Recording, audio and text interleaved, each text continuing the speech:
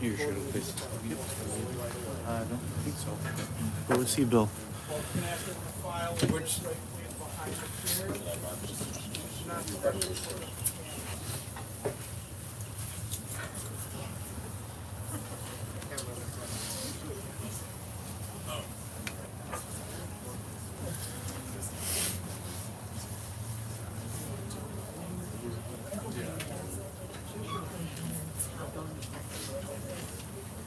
I think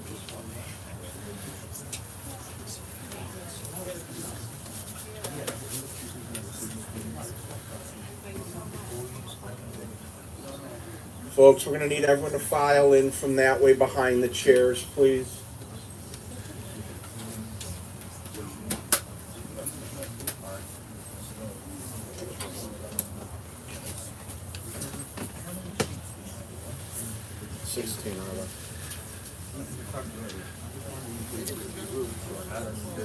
Folks, I feel like he's still there. Thank you. Thank you so much.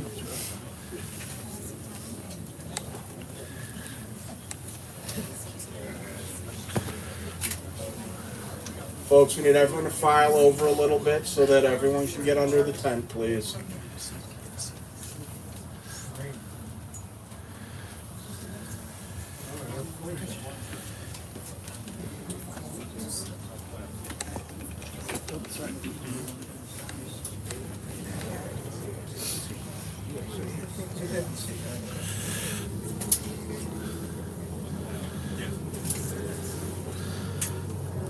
Folks, I need everyone to take a step over to their right. We need to make room for everyone under the tent, please. Good idea. Yep.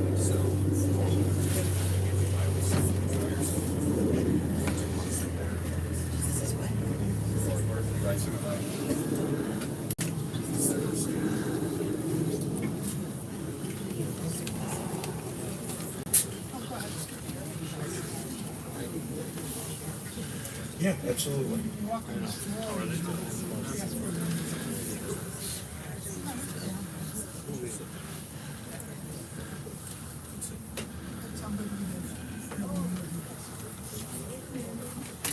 Gentlemen, I need to go to the second row, please.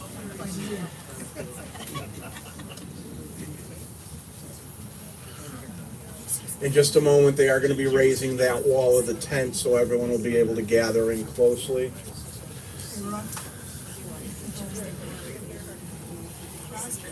Folks, you're not going to be able to stand here because of the camera. I need you to step this way, please.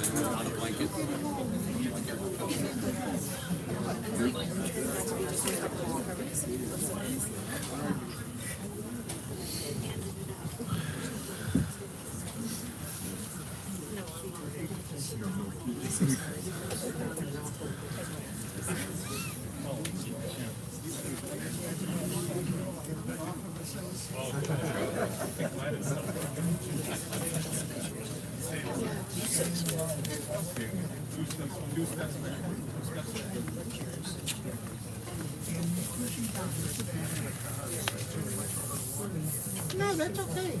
I got my cane and my umbrella. Yeah, it's all fine. I don't take any chances. You know, and he's four of you. I mean, that's the way I look at it. And you raise the house.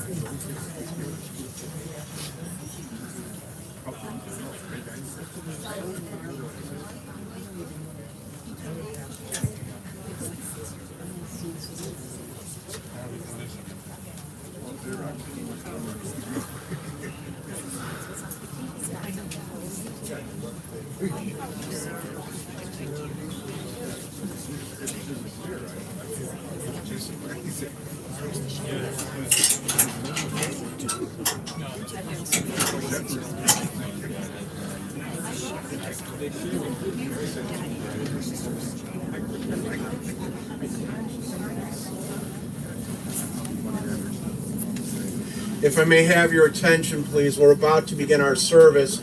I'm going to ask everyone that's standing over there to move back this way, please. Behind the leg of the tent, please.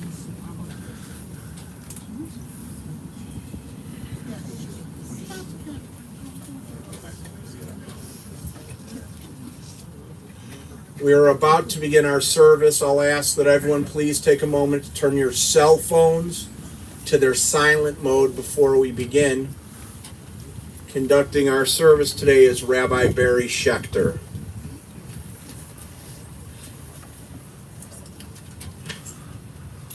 Mizmor David, Adonai, mi Yaakov Yolecha, mi Yishkon behar Kadshecha, Holech tamim, ופועל צדק, ודובר אמת בלבבו, לא רגל לשונו, לא עשו רעהו רע, וחרפה לא נשא על קרובו. נבזה בעיניו נמאס, ואת יראי אדוני יכבד, נשבר הרע ולא יאמר, כספו לא נתן בנשך, ושוחד הנקי לא לקח. עושה אלה לא ימות לעולם.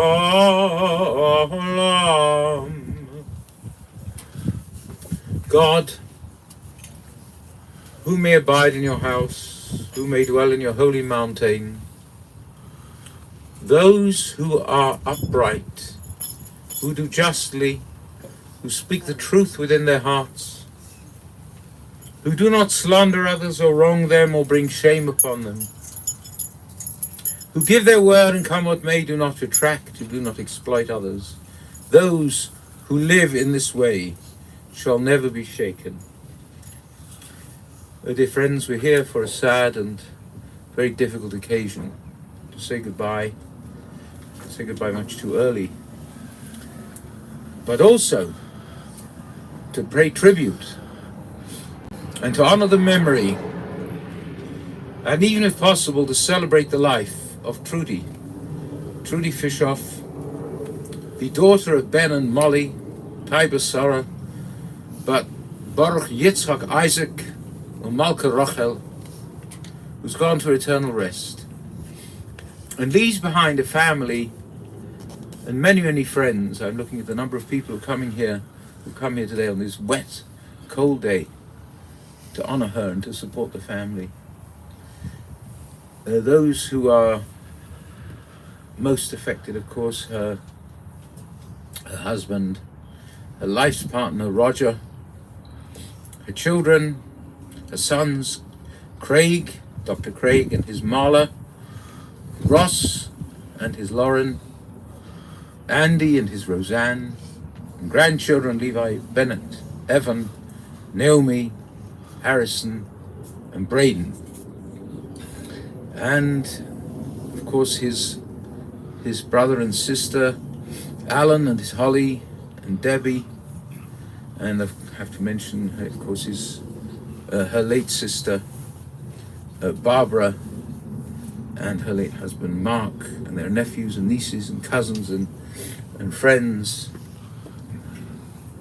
And not only do we have so many people here, but this is also being streamed, and there are many, many people out there who are watching and listening.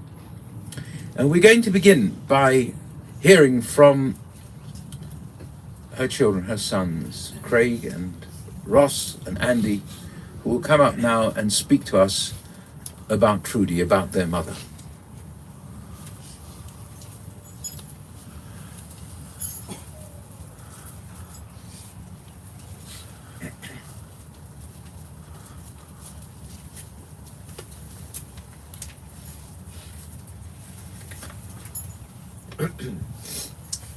Hello everyone, and thank you for being here today as we honor Trudye Fischoff.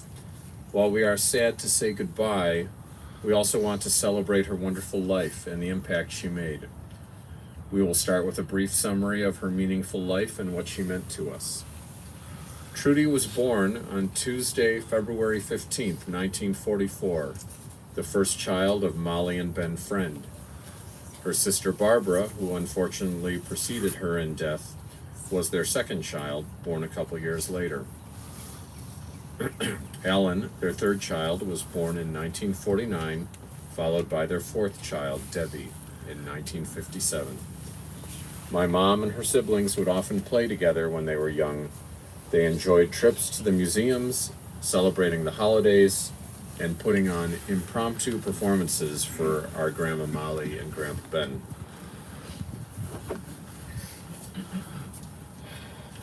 Dad met my mom when he was 13 years old and she was 12. They knew each other from AZA and BBG youth groups at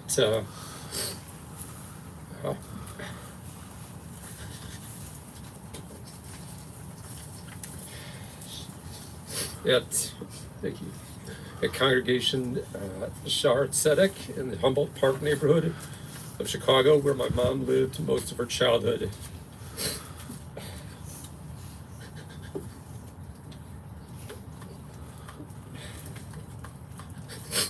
They became fast friends, and even though they both dated other people a little bit, they quickly realized that they were exclusively right for each other. My dad told us that they used to take typing and shorthand classes together at Roosevelt High School. One summer, they would often wear their swimsuits beneath their clothes, and after class ended, they would take the bus to Foster Beach for some fun in the sun and a little bit under the beach blankets, we're told, as well.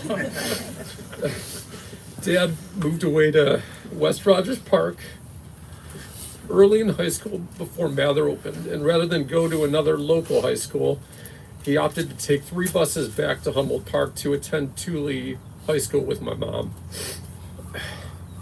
They were often seated next to each other, as was the, people sitting alphabetically, Fischoff, followed by Friend, and as the rabbi reminded us, thankfully there was no Flanagans that separated them. being together. Also, Dad recounted the dates they went on once they got his driver's license. They would frequent local movie theaters such as the Tiffin and the Logan theaters, and my mom enjoyed taking rides with my dad in his family's sweet 1955 Olds 98 all over town.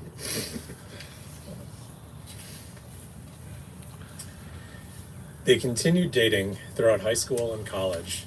Mom graduated from the Chicago Teachers College, now Northeastern Illinois University, on Foster. She earned her Bachelor of Arts in Early Education and her Illinois Teaching Certificate. Mom quickly went from cap and gown to wedding gown. In June of 1965, the happy couple was married in the Red Lacquer Room at the famous Palmer House Hotel in Chicago, and later honeymooned at the El San Juan Hotel in Puerto Rico. After their honeymoon, Mom returned to teaching kindergarten at a school in Lincoln Park, and Dad returned to working at Aaron's Office Furniture Warehouse. They enjoyed living near the lake, where they used to take walks to Belmont Harbor to see the boats on nice nights. They left the city to move to our only family house at 5125 Sherwin Avenue in Skokie in January 1969, 2 weeks before I was born. Ross followed 1.5 years later, and Andy 8 years after that. I came into their world at 11:56 p.m.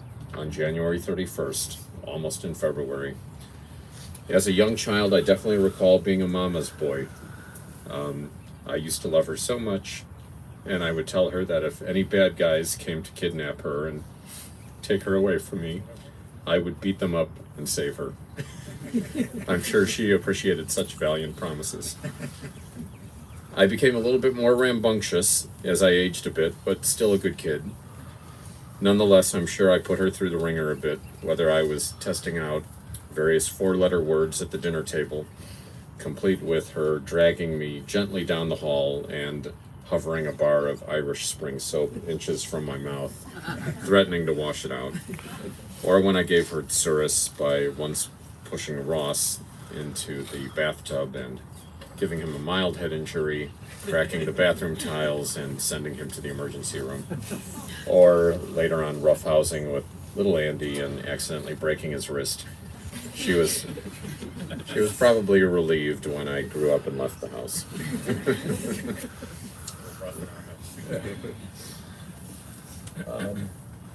Our house was very warm and welcoming to all of our friends. She made a point to get to know everyone in our orbit.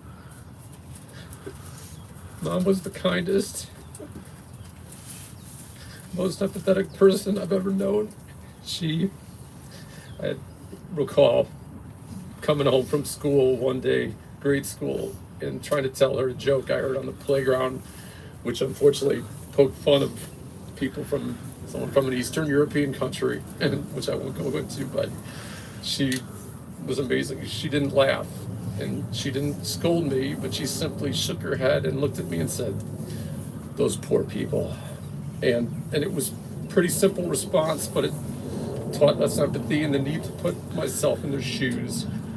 She was a master at the most important skills in life: true empathy and interest in others.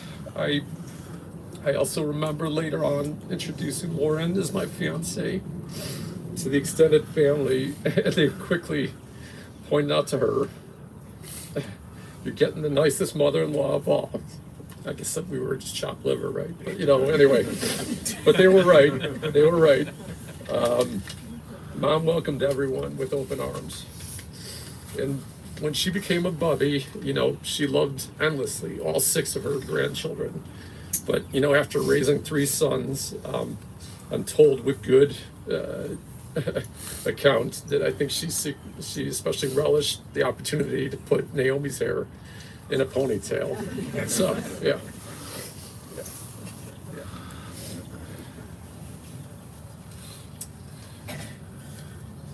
As the third child, I had a more unique upbringing, almost like an only child, since my brothers had moved on to college while I was still fairly young. Mom used to say I was her little sidekick, her andage king, as she and Grandma Molly used to say. In fact, Mom used to tell me a story about how when I was a baby, I helped her actually get out of a traffic ticket by crying so much in traffic court that the judge let her off just to get me out of there. In addition to being her oh so effective sidekick, I also have fond memories of Mom reading Are You My Mother to me at night and hosting play dates for my friends.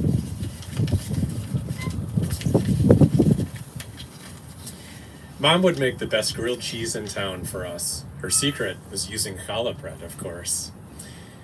I also remember helping my mom cook Shabbat dinner each week by being the official carrot peeler and by making the Good Seasons Italian dressing, a marinade for the cornflake crumb baked chicken.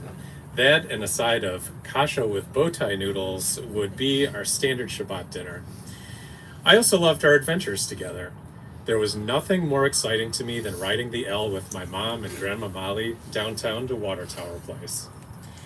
Seeing the water fountains between the escalators and riding the glass elevator with my own kids remind me of those good times. My mom also inspired a love of music in me. She always listened to Brazilian jazz while doing laundry or dishes. Hours of Antonio Carlos Jobim playing on the stereo inspired my interest in playing piano as a kid. My parents bought a piano for me to learn to play, and she also played it from time to time. I remember how much I loved listening to her play the theme from The Apartment on that same piano that sits in my family room today. Mom always had faith in me and encouraged me to follow my passions. As Andy mentioned, growing up with Mom and Dad was filled with Shabbat dinners and other Jewish holidays and events, often celebrated at Grandma Molly and Grandpa Ben's apartment. There was always laughter and boggle games and all kinds of conversations. These were memorable get-togethers of our childhoods. If you knew our mom, and you all knew her well, you know how much she loved to socialize with everyone. She would want to make sure and speak with everyone she knew and everyone in her family's circle. Whether it was family gatherings, the temple, grandkids' activities, mitzvahs, and funerals, it was always about the connections. We were always the last to leave, and as much as that frustrated us as kids, we appreciate it now. Our mom was the nicest, most selfless person we have ever known, and she taught us how to be good people. It usually wasn't through lectures or shouting or punishment. She led by example. For her siblings and children, she always welcomed all new spouses and their families into our larger, extended family as equals. There were no in-laws. Everyone was always welcomed and loved. Mom also dedicated her time and interest towards Jewish culture and causes like the Raoul Wallenberg Committee of the United States, honoring a selfless man who saved over 100,000 Jews from the Nazis in Budapest, Hungary during World War II. Further, she worked to help Ethiopian Jews become B'nai Mitzvah. She enjoyed music and theater and made it a point to attend her kids' and her grandkids' performances and celebrate the annual milestones whenever possible. In 2019, it became clear that her dementia was progressing. And at first, it was everyday words that started to escape her, and then it was our names. But despite these lapses, she still enjoyed meeting people and seeing everyone together, first in person, and then through window visits and FaceTime calls when the safety measures of the pandemic began. And after she moved into her final home at the Citadel Long-Term Care Center in Northbrook, we, at that point, learned that Mom knew Russian, and she took Russian in college. Never knew that beforehand, but could speak a little and sing it when music was played. And the nurses and the social workers reminded us every week of her big heart and cheerful disposition.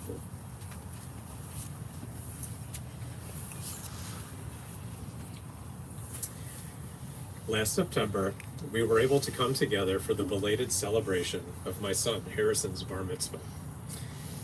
Roseanne and I handled all of the details, including arranging for Mom's early appointment with the makeup artist and hairstylist. Mom was bubbly, smiling, and chatting away with Dad while her hair and makeup were fixed. She walked up and down the long hallways, stood for family pictures, and generally lit up the room while being greeted by family and friends alike. She was truly in her element, a reminder of happier times.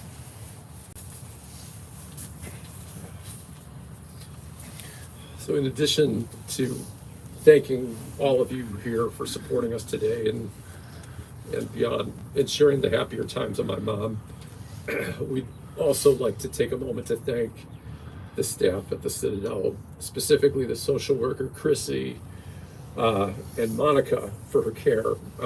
There's a wonderful Ukrainian woman named Marina Kushner who played piano and sang with Mom, as well as leading our weekly FaceTime calls.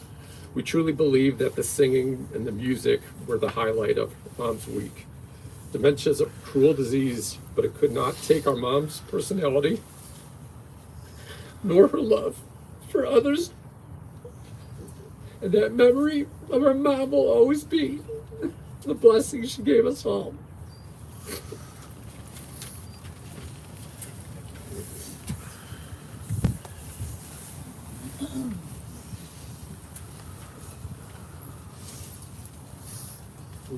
Thank you, Craig and Ross and Andy, for that wonderful conspectus of Trudye, of her life. I met Trudye and these gentlemen and Roger a little over 40 years ago when I came to Congregation Kolemeth. They weren't as tall then as they are now. In fact, they were considerably smaller, I should say. I just come to Kolemeth as the cantor, and it was the first Friday night I wanted to make a good impression, and I was given this wonderful place to eat Shabbat dinner, because there weren't that many people who kept kosher, and of course Trudye kept kosher all her life. You had a kosher home from the beginning to now. And so I went there, and it was lovely. I met Roger, I met Trudye, I met the three of you, and I managed, it took some skill, I managed to drop some food on my shirt, which made it rather dirty and unpresentable. And I was a little concerned. And Trudye, and this is absolutely typical of her, Trudye said, "Don't worry, took off my shirt, nothing else, just my shirt." Wasn't that kind of a dinner. And Trudye took it, and we continued eating, and somehow she was there, and then she wasn't there. At the end of the meal, when I went to the synagogue, the shirt was washed, ironed, the stain was gone. In fact, it looked better than when I came in. I should have given it to her beforehand. But seriously, that was the kind of person she was. That was the kind of person. She would help anyone if they asked, and even if they didn't ask. That was the person she was. She was also a person, and it's quite important to mention that now. She was a person, I think it's a family trait, of wonderful smiles and laughter. There were quite a number of occasions when I remember being with the family, and Debbie and Alan will certainly remember this, and Roger will too, when on quite occasions that might be deemed inappropriate, we were laughing uncontrollably. That was her as well. she was a person of joy and laughter. It was a pleasure. It was just wonderful to be with her because she exuded this love of living and this laughter, which is so infectious. So as I said, when we got going, we couldn't stop.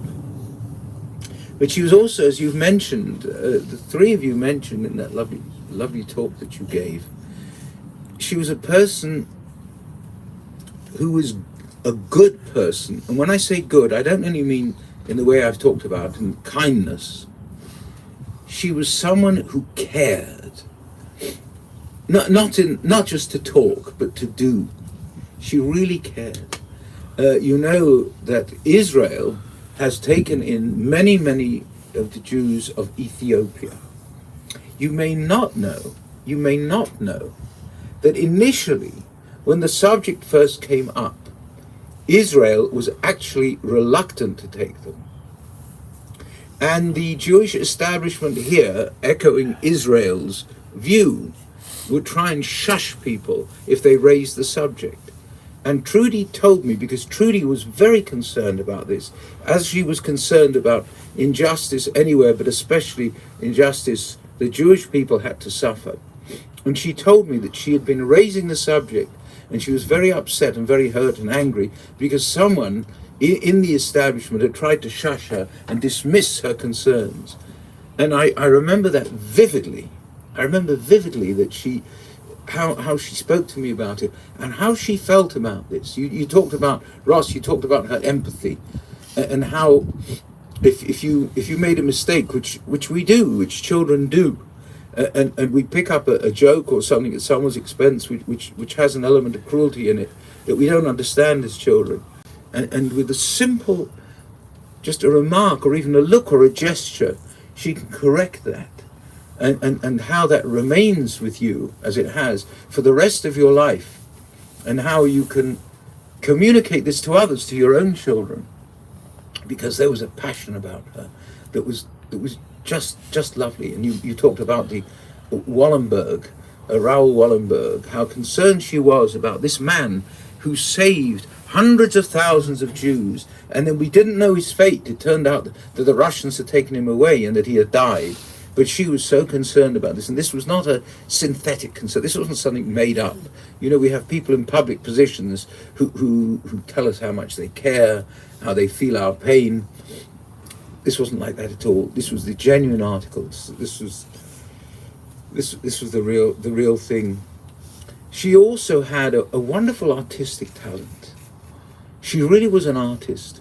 You know, when we have bar mitzvahs and we celebrate the birth of a child or a Brit or something like that, you know, we give out certificates. And at Kol Emeth, where she was a member for so many years and so active, she would do the Hebrew on that. It was beautiful. She'd taken a course in calligraphy, I think, and it was absolutely beautiful. So she did the Hebrew, then I did the English. It wasn't just looking at the different languages. You could see a different difference in quality between her Hebrew and my English on the certificates. I'm sorry, it was the other way around. I have it the other way around. It was her English and my Hebrew. In any event, you could tell the difference. And she did a beautiful job on that as well. And she always, you didn't have to beg her to do this. I mean, she wanted to do it. And she did it so wonderfully. And Sheila Wexler, the sisterhood, has told me, because when you were doing the printing, Roger, and she was with you, that for the sisterhood, she would do all these things, everything, letters that would go, invitations and announcements and notices. And again, that's part of her. Roger, of course, comes from a family that spoke Hungarian. And Trudye and Roger and I actually took a course in Hungarian that was given, don't tell anyone, I'm a rabbi, it was given actually at a church. This was an interfaith Hungarian class. Anyway, Roger and Trudye and I went, and the class was not a success. I'll tell you why. The teacher, who was a lovely person, seemed to think that in order to teach a language, what you should do is teach the words that almost no one ever uses, like the word for some obscure flower that they don't even know about in English. And this is how she taught, and we all agreed, the three of us, because we all knew a bit of Hungarian to start with, that at the end of the course, we actually knew less Hungarian than we did at the beginning. And Trudye and I and Roger used to talk about this. It's absolutely true. So in case any of you is thinking of signing up for a church course in Hungarian, I would suggest you find another place. This is another source of laughter. Because you thought you still had family in Hungary, and you did actually communicate with one of them, whose name had originally been Fischoff, and Trudye became a pen pal, and used to exchange letters with this man, and later also communicated with someone else whose name was Fischoff. You had someone look this up in the Budapest phone book, and you found another Fischoff, who was not related at all, but he was so pleased to hear from anyone that they started that as well. They started she was a pen pal of this person. But this also indicates something like, because Trudye was fascinated by different countries and different cultures. You told me that she had a fascination with the Southwest. Didn't she even start decorating, what was it, the kitchen? Yes? Your kitchen started looking like a part of Nevada, is that right? Not Las Vegas, there were no shows, were there? No shows, and very little gambling, I think. But no, she really did. She had a fascination. She wanted to know about other cultures. It thrilled her. There's very little I can tell you about her life, because you heard a wonderful account. But I want to tell you simply what she meant, not just to all the people in the synagogue, in our synagogue in Kolemeth, many of whom I know are watching now, and some of whom are here, but what she meant to me. And I've said it to several people. I've said it to the family, and I've said it to people who didn't even know her since her passing a few days ago. I said that she was the most lovely person. She was a beautiful person. She was a person beautiful in and out. We have this expression in Hebrew: a person should be tocho kavaro. The inside should be like the outside, and that was the case with her. She was beautiful to be with. She was beautiful in appearance. She was beautiful inside and outside. And all of us who knew her were blessed to know her. This person of beauty in the things she created, the calligraphy, of joy and laughter and love. And she's raised, as you heard, 3 lovely children, who are themselves raising other children. She has these 2 lovely, this brother and sister here. It was so nice. So I say of her, Tehei nishmata tzurura b'tzror hachayim. May her soul be bound up in the bond of everlasting life. And to her I say, Trudye, I'm talking to Trudye. Taiba Sarah, but Baruch Yitzchak Isaac, Umalka Rachel, Lechi b'shalom, gay in freedom, go in peace, have a lecht in Gan Eden, may your repose be in paradise. There's no question that's where it's going to be. You will never be forgotten, never. You will always be remembered in love by those who knew you and loved you, and those whom you knew and you loved. Amen. Amen. And now we are going to read the 23rd Psalm together. If you could, please open these little booklets up top on the left. Please read with me. The Lord is my shepherd, I shall not want. He maketh me to lie down in green pastures. He leadeth me beside the still waters. He restoreth my soul. He guideth me in straight paths for his name's sake. Yea, though I walk through the valley of the shadow of death, I will fear no evil, for thou art with me. Thy rod and thy staff, they comfort me. Thou preparest a table before me in the presence of mine enemies. Thou hast anointed my head with oil, my cup runneth over. Surely goodness and mercy shall follow me all the days of my life, and I shall dwell in the house of the Lord forever. Could I ask you, if you can, only if you can, to stand if you're sitting, but if it's difficult for you, please don't. Please stay seated. I'm going to cut the ribbons now of those who are wearing them, and I will say the bracha with them that we say on these occasions.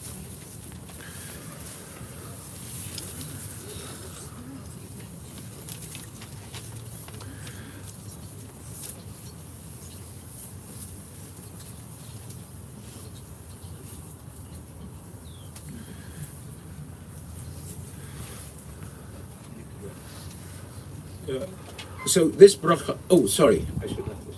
I beg your pardon.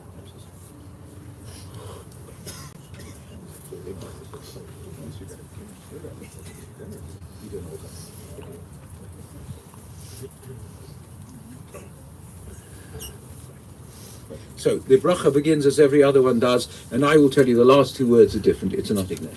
It's not in there. You can just listen to me. Look at me. Baruch atah Eloheinu Dayan Ha'emet, which means blessed is the true judge. That's what we say when we suffer a loss. El malei rachamim v'shochein b'mramim hamitzrei v'nochanei chona tachat kefei ashina b'mahalot yidashim Rav Masirim et Mishma Tai Besara Bat Baruch Yitzhak Isaac Malka Rachel Shalachal Yolama Vavur Shanach Nodrim Nitztaka Yad Askarat Nishmata Gan Eden Hey, Menukata, Lachain Barachamim, Yastireha Besetikanafa Violamim, Yitzror, Yitzrorachim et Nishmata, Adonai Unachalata, Vetadnuach Beshalom Mishkava, V'nomar Amen. Compassionate God, eternal Spirit of the universe, grant perfect rest in your sheltering presence among the holy and pure, who shine as the brightness of the firmament unto the soul of Trudye Fischoff, the daughter of Ben and Molly, who's ended eternity and in whose memory we offer charity. May her repose be in paradise. God of mercy, let her find refuge in your eternal presence, and let her soul be bound up in the bond of everlasting life. God is her inheritance. May she rest in peace, and let us say Amen. And now we will conclude the prayer part of the service with the Mourners Kaddish, which you have at the back of this booklet, and this is for the mourners, but anyone else who wishes to join can join. If you don't join, you can respond. One of the responses, I know most of you know, is very simple. When we say V'imru, you say Amen. And you can, if you know the others, say them as well. We'll begin. Yitgadal v'yitkadash shemei Rabbah B'alma divrach yirutei V'yamlich malchutei V'chai chon v'yamei chon V'chayei dechol beit Yisrael Bagala uvizman karib va'imru Amen. Yehei shemei Rabbah mevarach le'alam alal meil maya.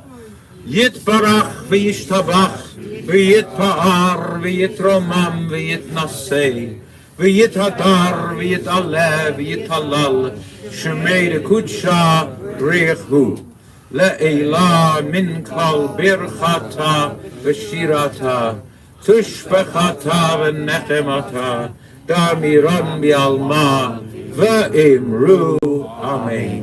Yehei shlama rabba min shemaya v'chaim aleinu v'al kol Yisrael v'imru. Amen. Oseh shalom bimromav, hu yaseh shalom aleinu v'al kol Yisrael v'imru. Amen. Amen. We're about to place some earth on the casket. Before we do that, I have some special earth here which I will place on it. It's from Israel. You know, Jewish people traditionally wanted to be buried in Israel. Obviously, it's not always possible.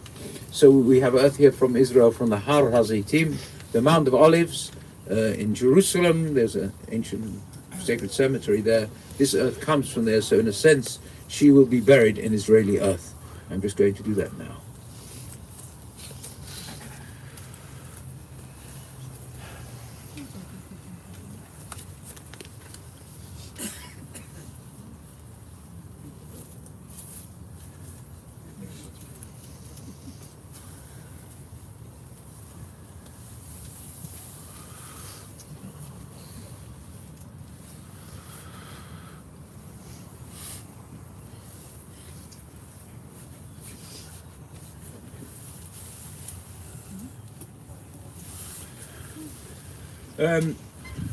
Friends, before we put the earth on, I just want to tell you that the Shiva will be today, upon return from the cemetery, until 8 p.m.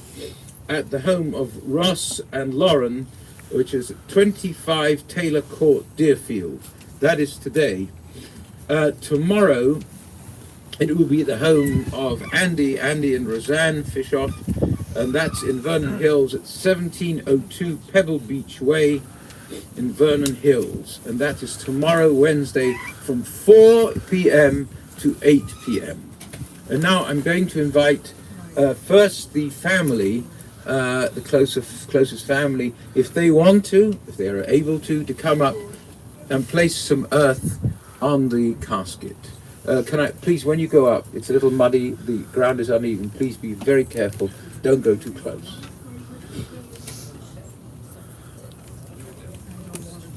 We'll ask that anyone participating stays behind the yellow markings on the board. Also be aware, again, with it being wet, that it could be slippery. Please use extreme care when approaching the grave.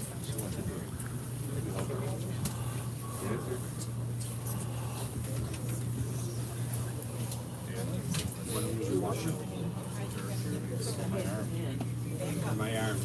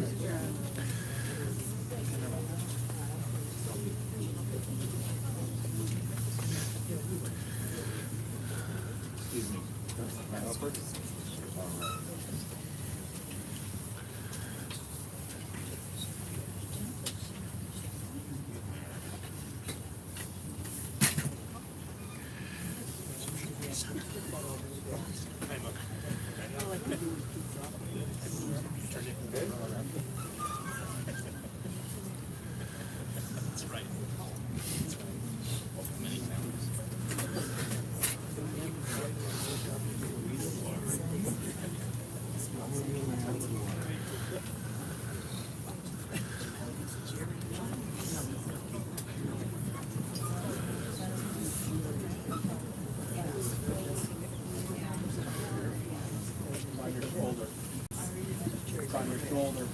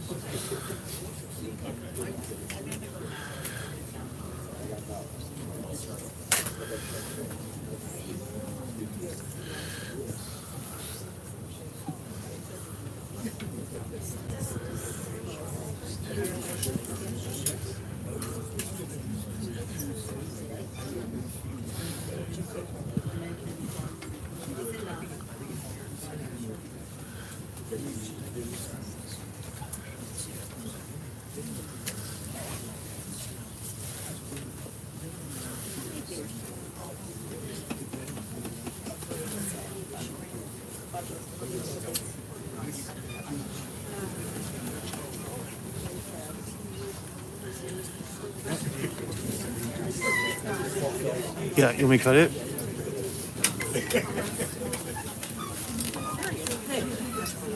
Excuse me. Thank you. Thank you so much. That guy's walking off with a blanket. Wearing a blue jacket.